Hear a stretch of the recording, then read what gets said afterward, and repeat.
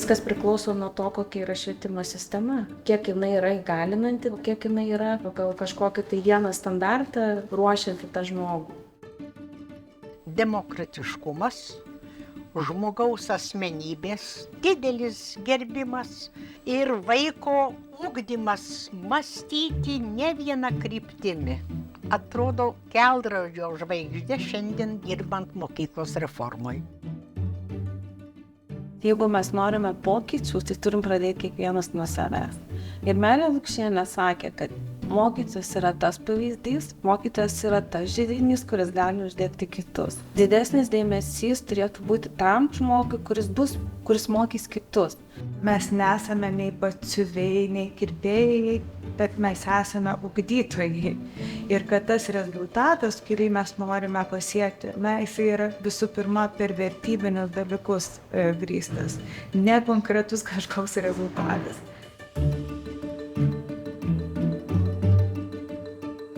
Norim ją padaryti visai ne paviršium, o iš esmės modernizuoti mūsų mokyklą, pasivyti pasaulį.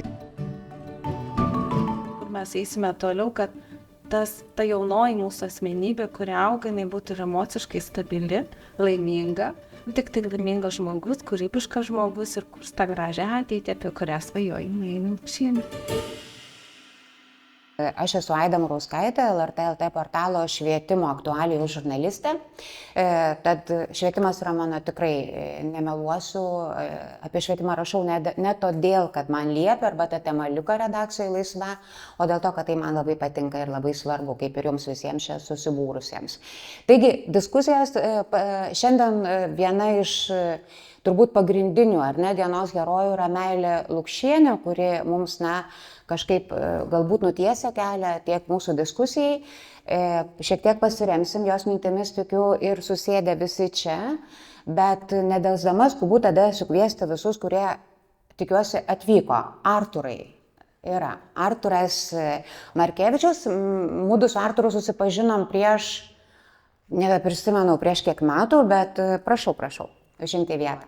Su Artūru susipažinom tuo metu, man rodos, kai Artūras tapo Meilės Lukšienės premijos nugalėtojų, laureatu, kaip jaunas mokytojas, ir tada turėjom mes pagrindinę temą, tai, kas yra dabar aktualu, įtraukusis ugdymas, darbas su vaikais, kurie turi daug specialių poreikių, o šiandien Artūras yra ir intensyvus mokytojų rengėjas, mokytojų palydėtojas, į mokyklas, yra ir šitą etapą įveikęs. Norėčiau pakviesti šeimininkę, Vilniaus kolegijos docentę Vitaliją Gražienę. Galėsite, kaip sakant, ir man patarti, kaip galiu elgtis šitose sienose, kaip nederėtų, gerai. Studentė, irgi šeimininkė šitos aukštosios mokyklos Vilniaus kolegijos, Radvilė Janušonytė. Sveiki, Radvilė. Svečia, kaip ir aš, Vilniaus universiteto filosofijos fakulteto profesorių Naglį Kardelį. Ar yra Jolanta Zabarskaitė iš Martyno Mažvydo bibliotekos? Nematau už manto pasislėpusi. Taip, Jolanta, labai prašau, kviečiu iš čia. Pirmiausia, man Jolanta pažįstama labiau kaip kalbininkė, ar ne? O jau, kaip sakant, prisėskit, kur susirasti vietą, o jau kaip Martyno Mažvydo bibliotekos vyriausia metodininkė tyrėja teko vėliau pažinti. Taip pat pabėgot, teks sugrįžti į sceną, Albina Gudaitienė iš Voveryškių mokyklos Šiaulių rajone, direktorė, ar ne? Ir Mantai Karanauskį taip pat noriu pakviesti užeiti čia. Ir su Mantu taip pat, Mantas yra buvęs mano pašnekovas, ne kartą kalbintas. Ir prašau Agnę Klimčiauskaitę Janavičienę, kuri yra Gravite Schola direktorė, formuotoja, ugdymo turinio vadovė. Taigi mes jau daugmaž esam visi susirinkę. Šiandien daug kalbėjom apie mokyklą, ar ne, kokia ji yra ir kokia ji turėtų galimai būti ateityje. Kalbėjom apie tautinį jos pagrindą, ar ne, ir kalbėjom apie globalėjimo įvairius iššūkius. Manau, šitą temą mes ir pratęsim, bet noriu tiesiog prisiminti Meilės Lukšienės vieną tokią esminę mintį, kurią išgirdau ne taip seniai peržiūrėjus televizijos novelę, kurią parengė režisierius Romualdas Jarašauskas. Ir ten pati Meilė Lukšienė, remdamasi savo patirtimi, kurią atsinešė iš šeimos, sakė, kad nuo mažumės šeimoje buvo diegiamos 3 pamatinės vertybės. Tai demokratiškumas, didelis žmogaus asmenybės gerbimas ir vaiko ugdymas mąstyti ne vieną kryptimi. Man tas paskutinis punktas pasirodė labai svarbus šiandieninėme kontekste, kai mes kalbam ir apie tautinį identitetą, ir apie globalumą. Noriu nuo to ir pradėti. Paklausti jūsų visų to paties klausimo, paskui turėsiu jums ir individualių klausimų. Kaip jūsų akimis šiandieninėme pasaulyje išlaikyti tą tautinį identitetą, bet drauge nerti, naudotis globalaus pasaulio teikiamomis naudomis ir kaip visame tame kontekste ugdyti kūrybišką, laisvą, nepriklausomą asmenybę. Ar yra savanorių, nuo ko galėtume pradėti? Gerai, tada paprašysiu jūsų ir tiesiog jums perduosiu mikrofoną. Siekdami kažką pasakyti kitiem, turime turėti tam tikrą substanciją, savo asmenybės substanciją, minčių substanciją, nes negalime nieko duoti, jeigu neturime. Ir mes galime būti įdomus kitiems, kai kažką galime pasiūlyti mainais. Paprastai manoma, kad jeigu tu kreipi dėmesį tik tai į save patį, užsisklendi savyje, tai tu izoliuojasi ir tu niekam esi neįdomus ir kiti tavim nesidomi, bet kiti nesidomi tavim ir tada, kai tu, nieko negali pasiūlyti. Tai mano mintis yra ta, kad kiekvienam santykiui tarp žmonių, tarp kultūrų, tarp mokslo disciplinų, meno disciplinų, reikia substancijos. Ir kol mes nesame įtvirtinę savo aiškios tapatybės, savo vertybinės tapatybės ir dalykinės tapatybės, mes negalime tapti santykio dalininkais, negalime užmegzti santykio su kitais. Tai globaliame pasaulyje mes turime išlaikyti savo tapatybę tam, kad mes būtume įdomus ir vertingi žaidėjai. Kad mes būtume ne tik taškai tam tikrame tinkle, kur linijos susikerta, bet tie taškai, jie patys savie nieko neturi substancijos. Mes turime turėti kažką savyje, kad galėtume būti įdomus. Tai mintis būtų ta, kad tautiškumas ir tarptautiškumas nėra priešybės ir neturėtų būti supriešinamos. Dabar dažniausiai yra jos supriešinamos. Pavyzdžiui, kalbant apie patriotizmą, dažnai patriotizmas suvokiamas tik tai kaip agresyvus nacionalizmas. Ir sakoma, kad kiekvieno niekšo paskutinis pasiteisinimas yra apeliavimas į patriotizmą. Tai aš manau, kad mums reikia grįžti prie tos klasikinės, kilniadvasiškos, aristokratiškos patriotizmo sampratos ir turime kultivuoti tautiškumą pozityviu, o ne negatyviu būdu, neatmesdami kitus, o formuodami save tokius, kurie būtų įdomus kitiem ir turime būti geranoriški kitiem. Tai tas savęs gerbimas, orumas ir kartu geranoriškumas kitam čia yra esminiai dalykai. Ir dėl to aš manau, kad tautiškumas ir tarptautiškumas, ar lokalumas ir globalumas tikrai neprieštarauja vienas kitam. Aš manyčiau, kad vienas kitą palaiko ir yra vienas kito galimybės sąlyga. Ir tam, kad būtume įdomus kitiem dialogo partneriai, turime būti orus, turime gerbti kitus, o ne keliaklupsčiauti ir turime būti turtingi, dvasiškai turtingi, kad galėtume kažką pasiūlyti mainais kitiem. Ir taip pat turime būti dėmesingi. Ir pati dialogo samprata numano tą lokalumo ir globalumo ar tautinės tapatybės ir tarptautiškumo dialektika, dialektinė sąveika, nes dialogas numano idėjų cirkuliavimą. Dialogas tai ne logas pokalbis tarp dviejų, kaip kartais manome, bet toks pokalbis, toks pasikeitimas idėjomis, kuris numano cirkuliavimą to žodžio ar idėjos, ėjimą nuo manęs prie kito ir sangrąžą nuo kito prie manęs. Supratau, ačiū Jums. Klausant pranešimų, nežinau kaip Jums, bet man išvelgiau tokią mažytę polemiką tarp profesorės Jolantos Zabarskaitės pranešimo ir Manto Karanausko pranešimo. Man atrodo, truputėlį toks švelnus buvo ginčas. Tai Jolanta, norėčiau, ar Jūs galėtumėt pratęsti? Taip pat, kaip mes turėtume saugotis, ar reikia, kaip mes turėtume saugoti tautinį identitetą globalėjančiam pasauliu. Aš atsiprašau, bet aš negirdėjau Manto pranešimo, kur ten buvo problema, kaip tik manęs tuo metu nebuvo. O tai ką Jūs girdėjote, koks ten buvo neatitikimas? Klausimas vis tiek išliktų tas. Bet aš galiu tiesiog trumpai, kur buvo mūsų ginčas, kad įsivaizduočiau kontekstą. Dėl polemikos? Dėl polemikos Mantas kalbėjo apie labiau tokį globalumą, kuris ateina pas mus ir į šalį, ir į mokyklą užsuka. Jūs išvelgėte tam tikrų, tarkim, taip matyti buvo tam tikrų dalykų, pokyčių, kurie jau paveikė mūsų mokyklas. Tai va tiesiog norėtųsi Jūsų požiūrį. O ką Jūs turite omenyje, aš irgi dar norėčiau suprasti. Dėl to, kad vaikai dažniau sakė, susikalba anglų kalba, ar tiesiog yra kažkokių tai pavojų, grėsmių, kurios galimai persikelia į mokyklas? Jeigu mes kalbam apie lokalumą ir globalumą, arba jeigu mes kalbam apie tapatybės, tai aš turbūt visiškai ne apie tai kalbėjau. Aš kalbėjau apie kalbos mokymosi, kalbos mokėjimo, kalbos išmokėjimo būdus ir lygius. Ir tai nieko bendro neturi nei su globalumu, nei su lokalumu, nei su globalizacija.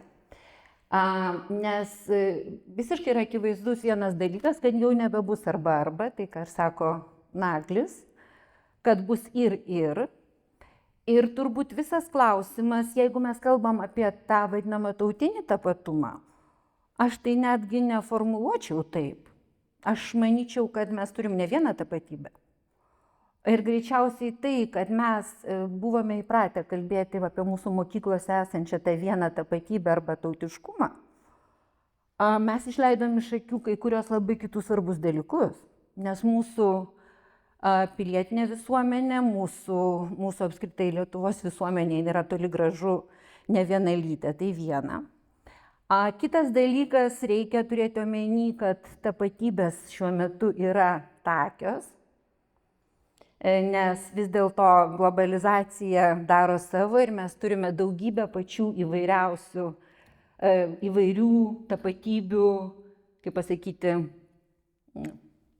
kokteilis turbūt ne tas žodis bus, mišinys irgi ne tas žodis, bet žmonės ateina su labai skirtingom tapatybėm ir jos be galo keičiasi ir mes turime mūsų visuomenėje žmonių, kurie ateina dabar į mūsų visuomenę, ateina į mūsų mokyklas. Aš turiu omeny ir pabėgėlius, ir turiu omeny tos žmonės, kurie atvažiuoja, ir turiu omeny globalią Lietuvą. Tai viskas yra ganėtinai sudėtinga. Ir sakau, čia nereikia painioti su kalbos mokymo dalykais, čia yra visiškai skirtingi dalykai. Ir aš galvoju, kad jeigu mes kalbame apie tapatybės mokykloje, tai mes turėtumėm įsivertinti tą įvairovę. Jos dabar tokios, kokia jinai buvo anksčiau ir netgi reikia manyti tokia, kokia jinai buvo Meilės Lukšienės metu, jau nebėra. Ir tarkim, man atrodo, kad mūsų mokyklos stiprybė ir autentiškumas ir glūdėtų tame, kad įsivertintumėm tai, ką mes turime dabar ir kaip mes, ir mūsų santykiai tai. Koks mūsų santykis yra su mūsų įvairiomis tapatybėmis. Tarkime, aš čia net savo Facebook'e parašiau, mane labai nudžiugino ir aš rašiau, kad ploju atsistojus dėl to, kad pasirodė romanas Robčikas. Jūs žinote, apie ką aš šneku. Tai yra, žodžiu, romanas apie Lietuvos Lenkus, apie Vilenštiznos Lenkus, apie jų problemas, apie jų tapatybę, apie jų gyvenimo būdą, į ką mes anksčiau nebuvom atkreipę dėmesį. Ir iš tikrųjų išleisdavom labai daug dalykų. Tai va, jeigu mes kalbame apie tapatybės, dabar kokia yra konkurencija globalizacijos ir lokalių dalykų. Taip jinai yra, bet jinai yra labiau dėl to, kad laimi kultūrinis turinys globalus, bet tai yra ne kultūrinio turinio problema, tai yra mūsų pačių problema.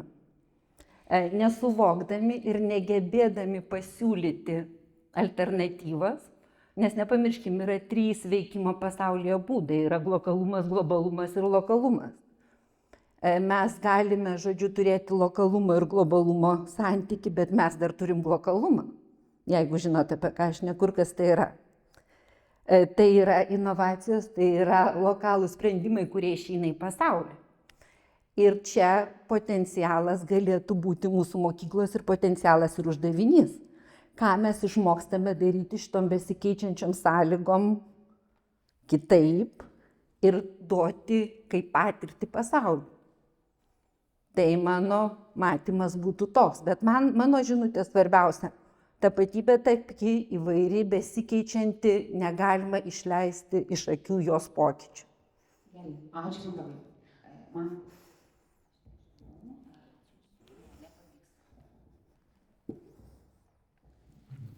Kol kalbėjot, prisiminiau vieną tokią istoriją. Su mokiniais mes dažnai kalbam apie valstybės, apie karjeros galimybės, apie profesijas. Ir su auklėmis esu ne kartą kalbėjęs, kuo jie norėtų būti užaugę. Jie pasako profesijas, būna tokių, kurie sako, mes norim vykti į užsienį. Tai iš dabarties 27, man atrodo, mokinių gal buvo kokie 10, kurie norėtų kažkada tai studijuoti užsienį. Ir aš sakau, puiku. Ir jie taip žiūri, sako, ir tai jūs mus palaikot? Sakau, vienareikšmiškai. Jūs baigite studijas užsienyje, įgykit žinias, grįžkite ir padėkite Lietuvai. Sako, jo, čia geras. Nes kaip tą tokį tapatumą tada kitaip išlaikyti globaliame pasaulyje? Jeigu mes išvyksime tiesiog į užsienį, baigsim studijas, sukursim nuostabią šeimą ir liksim kažkur kitur, viskas, jau net ir ta dviguba pilietybė gali nelabai mūsų išgelbėti, nes mes čia grįšim pas artimuosius tik tais per visokiausias šventes. O jeigu grįšim po studijų, tai ne tik, kad nepadėsim kitom šalim, bet ir savo valstybę kelsim į priekį. Tai turbūt bus toks pridėtas iš to tokio tarptautiškumo išspausti, ką galima ir panaudoti tą tokį, kuriant savo identitetą. Ačiū. Gal galit kolegiai jūs ir norit? Vieną akcentą. Aš manyčiau, kad galbūt čia ta prieštara turėtų būti ne tarp lokalumo ir globalumo, ar tautiškumo ir tarptautiškumo, bet tarp autentiškumo ir neautentiškumo. Nesvarbu, kad mes būtume autentiški, jausdami savo tokią tapatybę, kokia jį bebūtų, jos ir laikytumėmės, o ne primestiniu būdu ar tautinę, ar kažkokią globalią tapatybę turėtume išreikšti, bet neautentišką, kažkieno pageidauta, pagal užgaidą, bet tokią, kuri mūsų pačių supratimo niekaip netitinka. Tai gali būti ir tautiškumas primestas, kaip tam tikra ideologinė programa, ir tarptautiškumas primestas, kai sako, tu nebūk lietuvis, tu būk kitoks, ar tu nebūk lenkas ar rusas, tu būk kitoks, arba tu būk kosmopolitas, tu būk nomadas, o tu nebūk vienos ar kitos,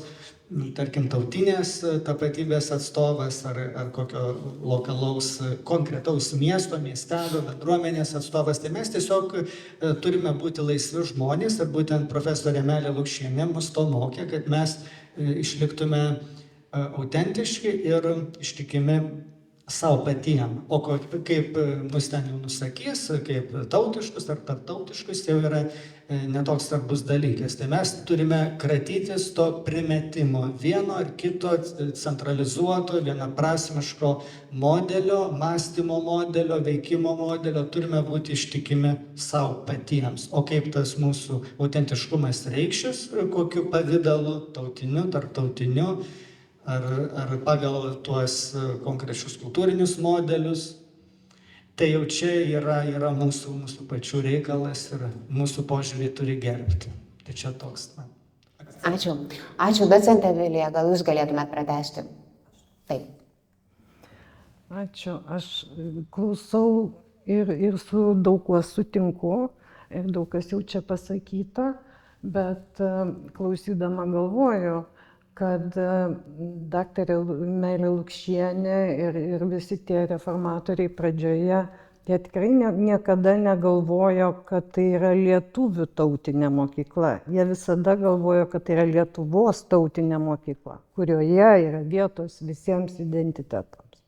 Ir niekada tai nebuvo supriešinta. Tiesiog reikia, kaip aš jau pranešimo metu minėjau, įsiskaityti į tą balansą, jis visur yra.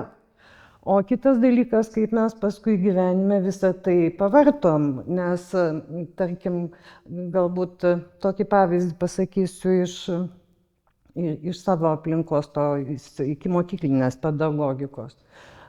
Pavyzdžiui, diplomantė sugalvoja temą, ten kažko pažinimas artimoje aplinkoje. Suprantat, nėra tokio dalyko artimosios aplinkos. Yra šiaip aplinka, nėra artimosios, tolimosios aplinkos. Čia yra sovietinė terminologija, atėjo visokie štampai iš praeities ir mums reikia peržiūrėti savo visą žodyną pedagoginį, edukologinį. Ir nebereikalo aš dekanė esu minėjus, kad žodynas reikalingas, ne vaikam, bet tiesiog mes neturime to glosario, nieko vadovėlio neturime iki mokyklinės pedagogikos. Taip. O kitas momentas, man atrodo, jau iš praktinės pusės, ką aš čia dar galiu pasakyti, kad reikėtų peržiūrėti vadovėlius. Reikėtų labai rimtai tuo kampu. Ne kažkokį vajų, žinot, ne galvų kapojimą, bet tiesiog pažiūrėti, nes ten yra visiškų nesąmonių, ten yra į vieną pusę tempiama, į kitą pusę tempiama, reikia subalansuoti. Juk programoje to pasakyta teisingai, ne, bendrojo ugdymo tuose visuose reikaluose. O kaip paskui leidyklos visą tą iškomunikuoja, čia jau kitas klausimas. Čia, man atrodo, nori. Aš tiesiog labai trumpai dėl to apie tapatybę. Iš tikrųjų labai pritariu Nagliui, jis puikiai išgrynino mūsų mintį, kad taip, svarbu, kad mums nebūtų primesta. Bet grįžtant prie įvairių tapatybių, kolegos, nežinau, galbūt mes skirtingą informaciją disponuojam. Ne, mes į savo ugdymą, į savo, taip sakant, švietimo sistemą kaip vieni kitų mūsų Lietuvos tapatybių nesam įsivedę. Ir aš turiu tam labai daug įrodymų. Mes kalbam apie rusiškus vadovėlius, kas ten yra rusakalbių mokyklų, rusiški vadovėliai. Kodėl aš paminėjau Robčiką? Lenkų, ta tikroji Lietuvos Lenkų, tų vadinamų, kurie turi savo dialektą, tapatybė pas mus nėra išskleista. Ir mes turime tada alternatyvą visiškai ne kaip unikaliai Lietuvos Lenkų tarmei, o alternatyvą kaip prastos, ten tarkim, tuteišių kalbos atmainai, o geroji kalba tikroji yra bendrinė Lenkų kalba. Ne, ir už tai aš kalbu apie tai, kad mes turime atkreipti dėmesį į tas mūsų tapatybių įvairovę čia Lietuvoje, tam, kad mes patys būtumėm stipresni ir mūsų valstybė būtų stipresni. Mes kažkaip čia labai nukrypom. Taip.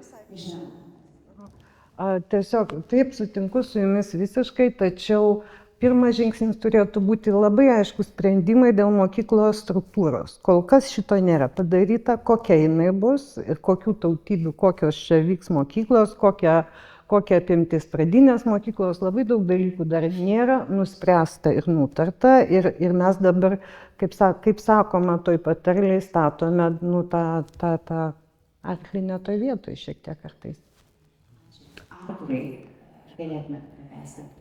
Taip, tai jeigu gerai prisimenu klausimą, tai apie tą globalumo ir lokalumo ryšį ir, žodžiu, kaip neprarasti to tapatumo, kad mokykla prisidėtų prie to tapatumo, tai nežinau, aš taip kaip pusiau etikas, tikriausiai savo prieštarausiu, bet man atrodo, kad mes turime, kartais dažnai sakome, kad labai svarbu tiesiog kurti aplinką, kur galima užduoti klausimą. Bet man atrodo, kad kalbant apie Lietuvos švietimo kultūrą, mes turime labai daug neatsakytų klausimų. Netgi šiandien, kai išgirdau, spėjau išgirsti, kad mes, pavyzdžiui, nežinome, kas yra kokybiškas švietimas, taip mes nežinome, kokios yra mūsų vertybės, kurias mes kaip tauta norime nežinau, atstovauti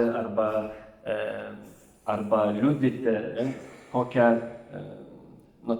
tiesą mes norime brėžti ir dalintis, arba ko ieškome, tai man tiesiog atrodo, kad labai svarbu yra, kalbant apie tą tapatumą, tai yra labai svarbu susitarti dėl atsakymo į kažkokį klausimą. Ir man tokia kaip ir, nežinau, labai paprasta metafora, bet kalbant apie tą ryšį tarp lokalumo ir globalumo, tai čia yra kaip mentis, ne? Jis, jeigu turi stiprią šaknų sistemą, jeigu šaknis yra kartu su tuo medžiu, tada jis auga, taip jis gali plėstis ir jis yra matomas, jis neša vaisių. Ir man atrodo, to trūksta mokykloje, nes tai, kas, nežinau, iš mano stebėjimo atrodo, kad mokykloje vyrauja labai didelis susvetimėjimas. Ir jeigu mes, pavyzdžiui, ką galiu žinoti iš istorijos vadovėlių, sovietinėje mokykloje matėme didelę tokią intervenciją į kažkieno tapatumą, tapatybę, kad tu privalai mąstyti kaip visi, privalai būti vienodas. Tai šiuolaikinėje mokykloje, ir čia aš kalbu apie tą tokią globalumo tendenciją, yra rizika, kai mes tiesiog tapatumą anuliuojame, kad geriausia būti kažkuo anoniminiu. Ir tada, tarytum tu esi globalus, tarytum tu, nežinau, nieko neįžeisi, būdamas anoniminiu vienetu. Tai man atrodo, kad problema yra apie tai, kad yra labai daug klausimų, kuriuos mes kaip ir keliam ir kas yra gerai, bet mes nepadarom sekančio žingsnio, nesutariam dėl atsakymų. Dėl to paties tapatumo, dėl kultūros, nes kalbėdami, pavyzdžiui, apie tą pačią mokyklą, Lietuvos mokyklą, mes norime ir akademiškai stiprių klasių, ir įtraukių klasių, ir modernių klasių, ir skaitmenizuotų klasių, ir tada tu ateini ir kaip ir, ką aš turiu daryti, arba kaip mes turėtume, ko turėtume siekti. Visko iš karto nepasieksi, tai būtent bus išmuilinta. Tai man tiesiog, iš tikrųjų, mąstant apie tą mintį ir apie tai, ką man atrodo, kad Meilė Lukšienė labai gerai jautė, ir dėl to aš sakyčiau, kad jos mintis iki šiol yra labai aktualios, nes ji tikrai ir kėlė klausimus, bet tuo pačiu ir labai aiškiai formulavo atsakymą, kokia kryptimi mes turėtume eiti. Mes turėtume labai gerai žinoti mūsų šaknis, ir tada mes nebūsime susvetimėję ir anoniminiai vienetai globaliam pasaulyje, globaliam santykyje. Man atrodo, čia dabartinė ta rizika, kur kartais kalbam, gali būti kuo nori, arba gali būti, nežinau, turėti savo tapatybę, laisvę, taip, bet mes kartais po tuo slepiame visišką tuštumą, kad nežinom, apie ką kalbam. Ačiū, Artūrui, labai. Albina, taip, noriu kaip jūsų paprašyti pratęsti. Mūsų mokyklėlė yra visiškai mažutė, bet joje ugdomi labai skirtingų ir tautybių žmonių, vaikų. Tai yra ir vaikai, kurie gyvena mišriuose šeimuose, ir užsieniečių jų šeimų turim vaikų. Tai iš tikrųjų ta realybė truputį yra jau šiandienai kitokia, nes ir iš Indijos mergaitė ar pusė Indijos mergaitės, ir Latvių šeimos turim, ir lietuvių grįžusių iš Anglijos, kur vaikas visiškai nekalba lietuviškai. Ta įvairovė tokia yra labai skirtinga ir kaip sakyt, kas turbūt jungtų, drįsčiau galvoti, kad bendražmogiškos vertybės labai būtų svarbu, o tokie projektai, kaip pavyzdžiui Šiaulių rajono savivaldybė vykdo ugdymas netradicinėse aplinkose, siekiant pažinti mūsų krašto gamtą, siekiant pažinti mūsų krašto tradicijas, papročius ir panašiai. Tai tokie projektai, kurie finansuojami dabar iš savivaldybės, kažkada iš ES lėšų, tai yra tam tikra galimybė pajausti mūsų šalies tapatumą ar vaikams pajausti tie, kurie yra lietuviai. Aišku. Agne, man atrodo, kaip tik toks puikus bus perėjimas, ar ne? Agnė yra Lietuvos ukrainiečių mokyklos viena iš kūrėjų, formuotoja, tarkim, ar ne? Ir iš esmės formuojanti tai, kas galbūt kažkiek yra nauja, bet ne visai nauja Lietuvoje. Agne, kaip jūs atsakytumėte tą klausimą pradžioje pateiktą? Tai iš tiesų, kaip ir sakai, Aida, tai yra kažkas naujo, kažkas dar būta, nebūta, ką reikia sumastyti ir išrasti. Tai mūsų mokykla atsirado iš poreikio, tai yra po karo, kada pradėjo į Lietuvą plūst vaikai. Tai čia, ką kalbam apie lokalumą, globalumą, tai yra mūsų tokia kasdiena. Šiandien mokosi beveik 500 vaikų ukrainiečių. Mokytojų komanda jau yra tarptautiškesnė. Tai taip ir dirbam kasdien. Iš esmės, kalbant apie tapatybę, mes mokyklą statom ant 3 kolonų.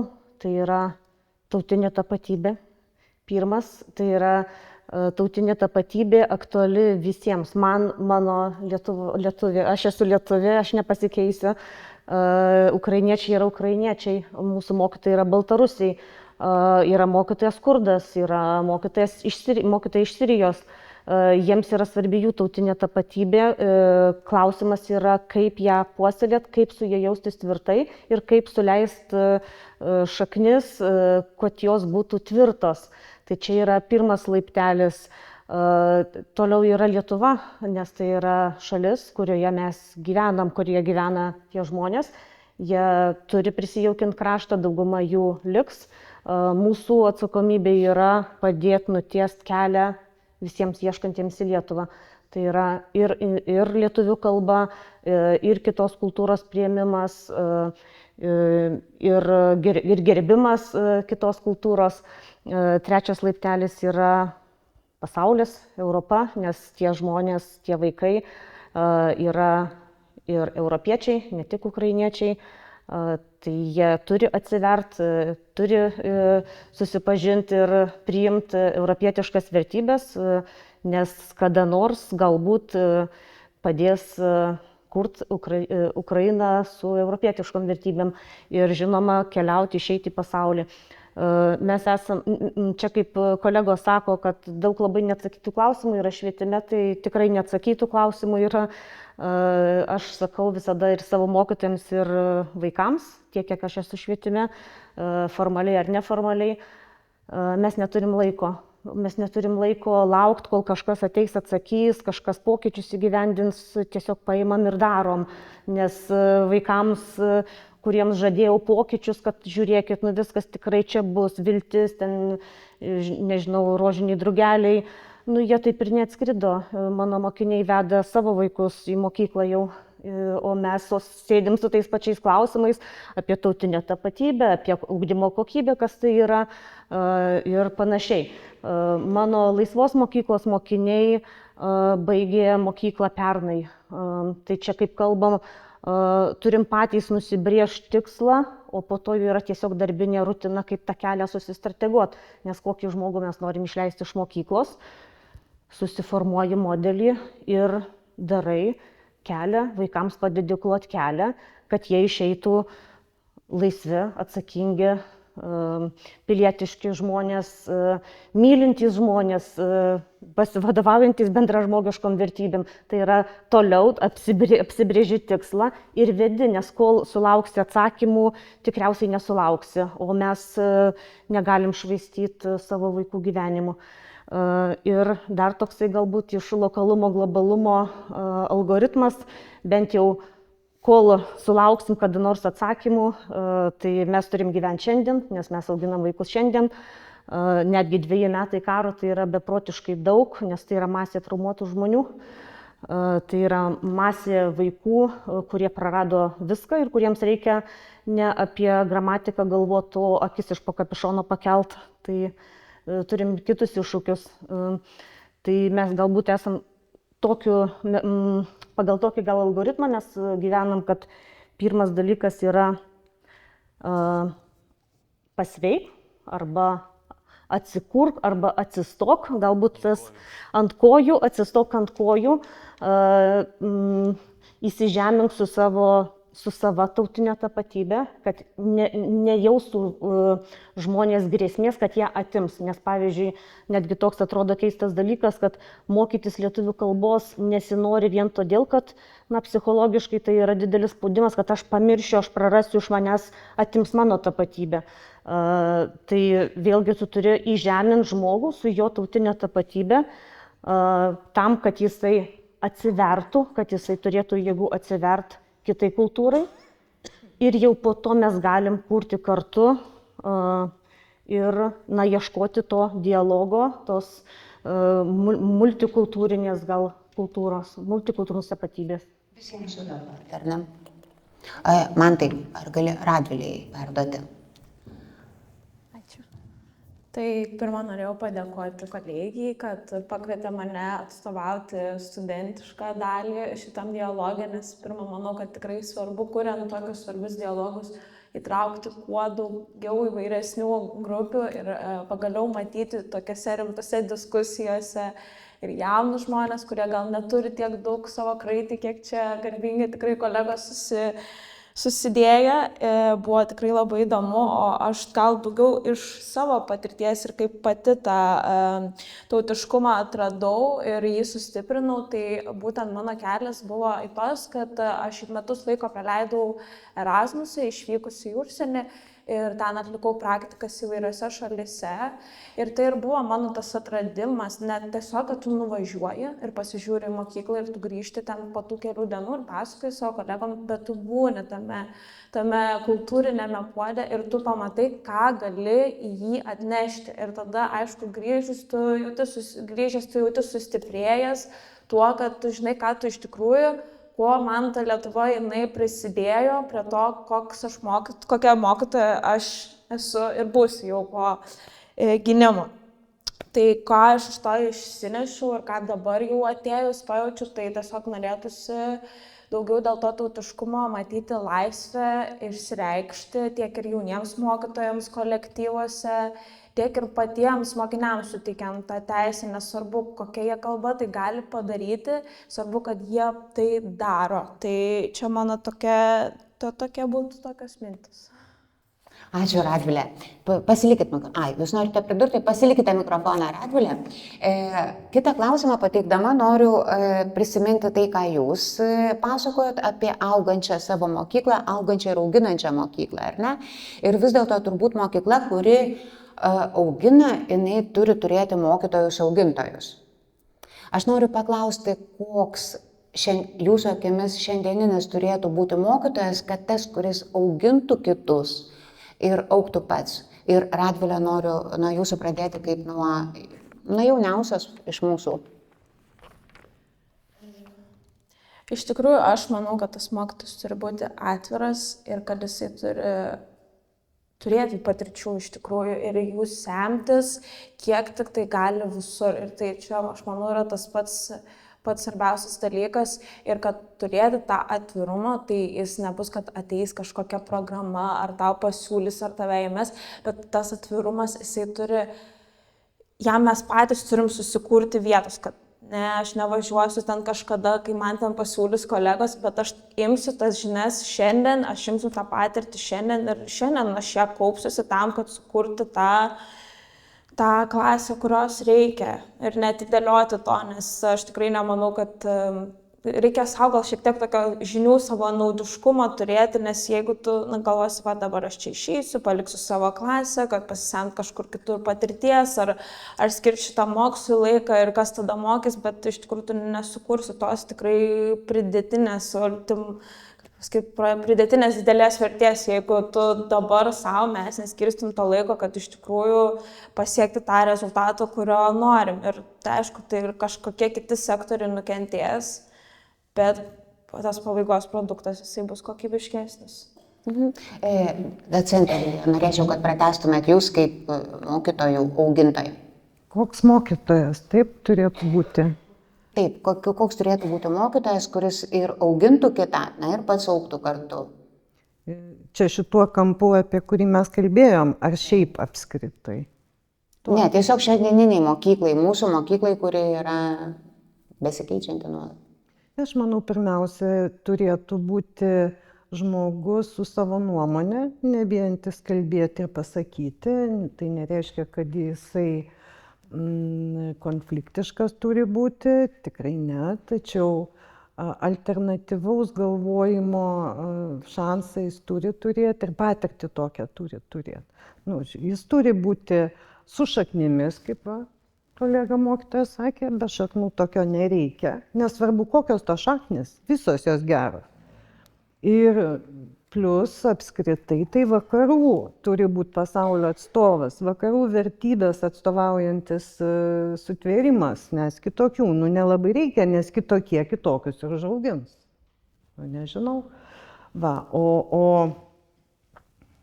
čia labai daug būtų galima kalbėti, aš nenoriu užimti visų kolegų laiko, tiesiog perduodu žodį.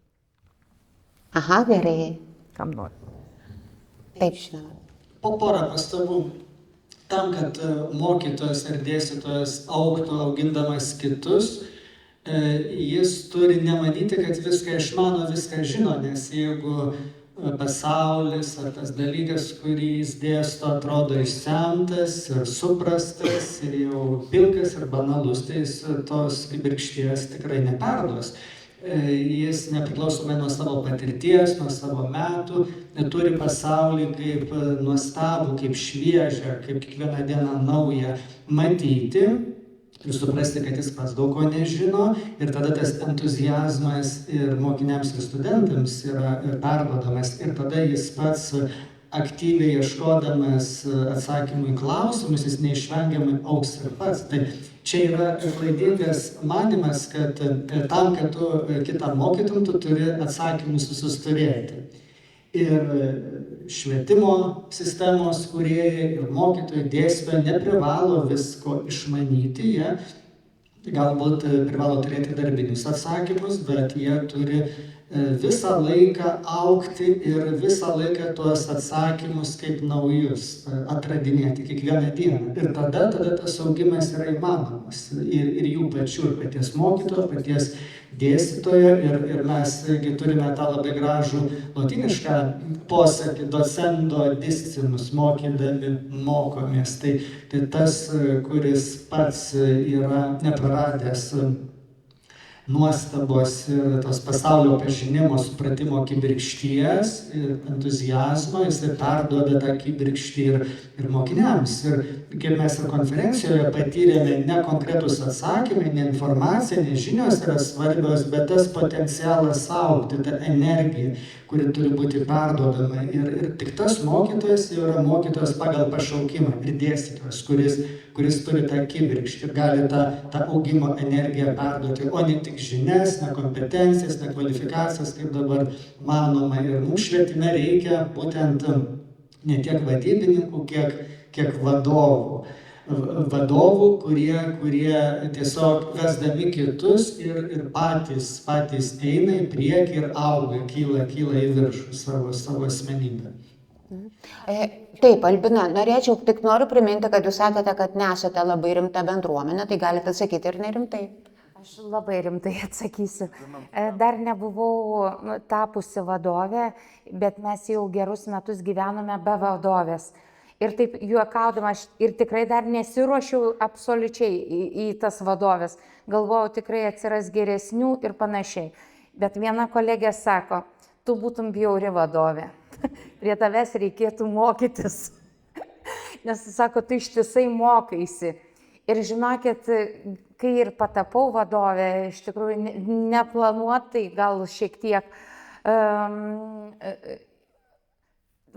Manau, kad pirmiausia, pratęsdama mintį, kad vadovas turi užkrėsti ir rodyti tam tikrą pavyzdį mokytojams. Ir tas noras mokytojų ir prieštara, ir visaip kaip nebuvo paprasta. Bet atsiranda, kada yra pavyzdys ir be didelio spaudimo. O ką ir pranešime minėjau, kad blogas tas mokytojas, kuris gynybiškas yra, kuris viską žino arba viskas yra negerai ir mano, kad jis yra pats brandžiausias ir panašiai. Tai va tokiu atveju čia yra blogas mokytojas. Tai kuo mažiau gynybiškumo, tuo daugiau yra noro tobulėti, mokytis. Tai va čia būtų pirmiausia, mokytojas turi norėti mokytis. Ir mes turim vieną kolegę mokykloje, kuri mokėsi labai baisiais pažymiais. Vienas iki vyras turėjo drąsos parodyti jos pažymių knygelę, bet tai yra pati tobuliausia mokytoja, nes ji žino, kaip yra nepaprasta išmokti, kaip nepaprasta yra mokytis. Ji buvo dar ir sportininkė tuo metu profesionali. Ir jos pamokos instruktavimas, pamokos tam tikra struktūra, tam tikras noras išaiškinti taip, kad ir medžiui būtų aišku. Tai tiesiog yra labai užkrečiantis mūsų kolektyve.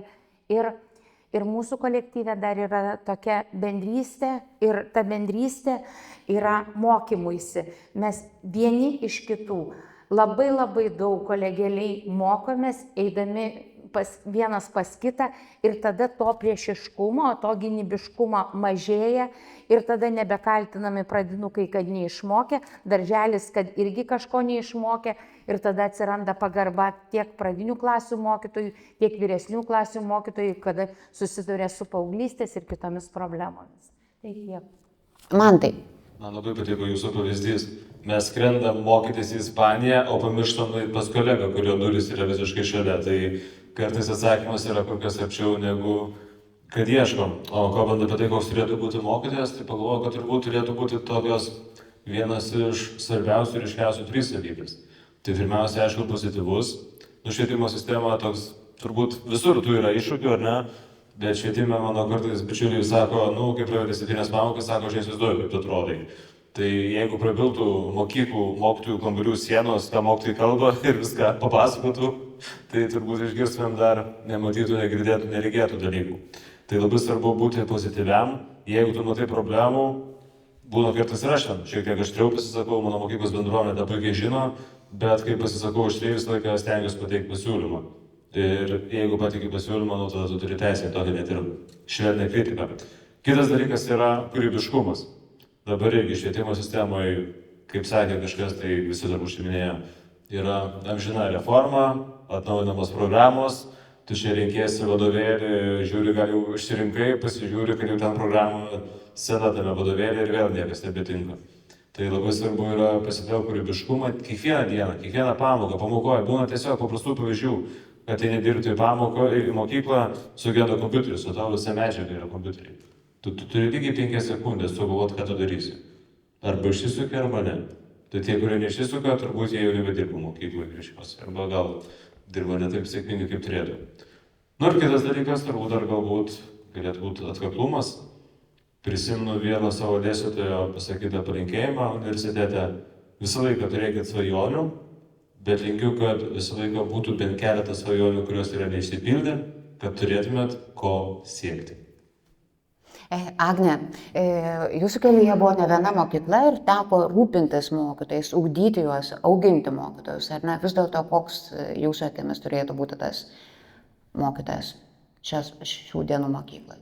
Gal taip trumpai, laisvas, atsakingas žmogus. Pirmiausiai žmogus, kuriam tiek vaikas, tiek kitas suaugęs žmogus yra daugiau negu standartas arba koks nors įstatymo papunktis.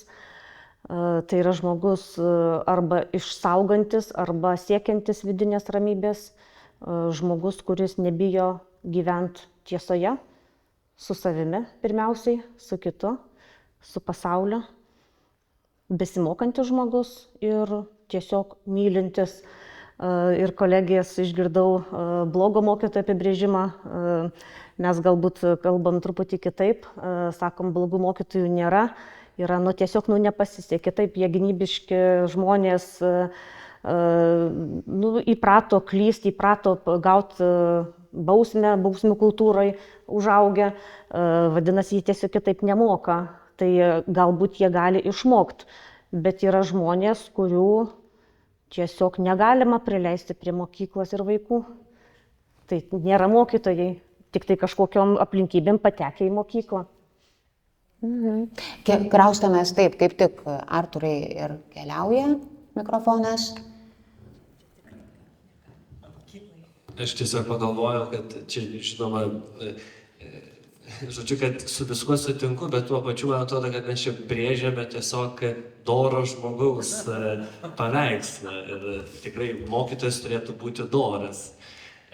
Bet iš tokios profesinės perspektyvos, tai man norėtųsi pasakyti žodį vizionierius. Man atrodo labai svarbu, kad šiuolaikinėme švietime, bendrai mokykloje, mokytojas ateitų į savo darbą su vizija. Tai yra su tokia idėja, kodėl jis apskritai dirba šitą darbą. Man atrodo, čia yra, čia galima žiūrėti ir klasės lygmenių arba individo lygmenių, bet galima žiūrėti ir švietimo lygmenių. Nes ta pati Meilė Lukšienė, kai su savo komanda kūrė Lietuvos švietimo koncepciją, jie ten nurodė, kad mokykla, tai yra švietimo bendruomenė, turi rodyti kelią arba eiti priekį visuomenės. Ir tada, kiek žinau, buvo labai daug diskusijų, ar tikrai taip reikėtų rašyti, nesgi mokykla yra visuomenės dalis. Bet, man atrodo, ten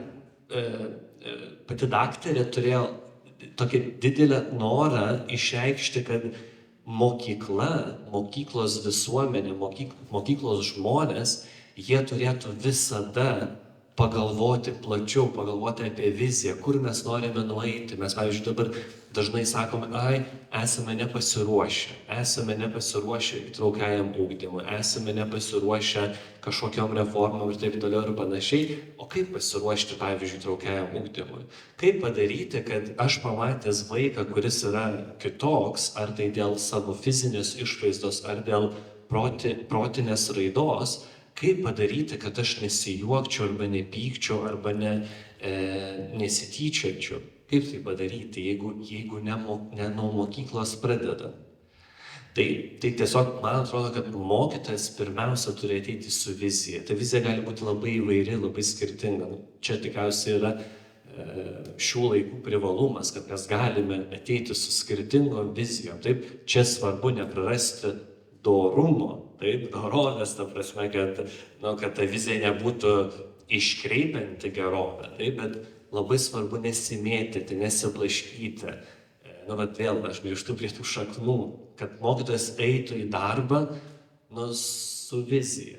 Ir tada, nes prisimenu savo pirmus metus atėjau į mokyklą, ir aš negalėjau niekaip suprasti, kodėl tie mokytojai renka kažkokius popierius. Ir vieną popieriuką, ir kitą popieriuką, ir trečią popieriuką.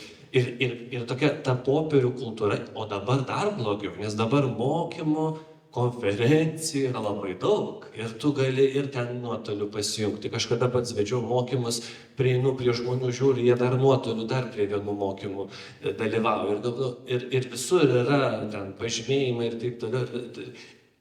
Bet mokytojas neišmoksta nieko. Bet tas, kaip čia prelegentai kalba apie norą mokytis, tai norą iš tikrųjų, kas yra mokymasis, tai yra kaita, tai yra transformacija. Aš einu į kažkokį renginį, mokymosi renginį, aš noriu išeiti iš to renginio kitoks, tam, kad mano vizija, kurią aš turiu, dar labiau realizuotųsi. Tai man atrodo, čia iš profesinės pusės labai svarbu turėti viziją viską. O aš turbūt pabūsiu velnio vėl advokatė. Bet pirmiausiai tai noriu paspausti ranką jaunai kolegijai. Aš, mano nuomonė, visiškai tokia pati. Mokytojas turėtų būti atviras. Pirmiausiai, atviras visom prasmėm. Ir ką aš turiu omeny.